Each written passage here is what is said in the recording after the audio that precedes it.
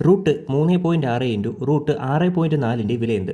അപ്പോൾ നമുക്കിവിടെ √3.6 ഗുണം √6.4ൻ്റെ വിലയാണ് കാണേണ്ടത്.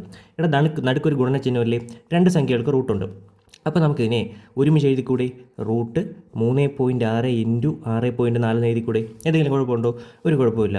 ഈക്വൽ ടു റൂട്ട് 3.6 നമുക്ക് 36/10 എന്ന് എഴുതിക്കൂടെ? 36/10 അല്ലേ 3.6 ഇൻറ്റു അതുപോലെ 6.4നെ 64/10 എന്ന് എഴുതാം. ഓക്കെ അല്ലേ? Equal to square root of രണ്ട് ഭിന്നസംഖ്യകളെ ഗുണിക്കാൻ എന്ത് ചെയ്താൽ മതി? അംശങ്ങൾ തമ്മിൽ ഗുണിച്ച് അംശമായിട്ടും ഛേദങ്ങൾ തമ്മിൽ ഗുണിച്ച് ഛേദമായിട്ടും എഴുതിയാൽ മതി, നമുക്കറിയാം.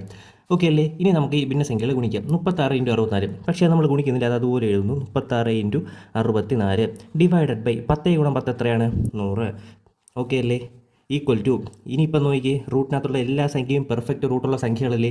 √36 എത്രയാണ്? 6 ഇൻറ്റു √64 എത്രയാണ്? 8 ഡിവൈഡഡ് ബൈ √100 എന്ന് പറഞ്ഞാൽ എത്രയാണ്?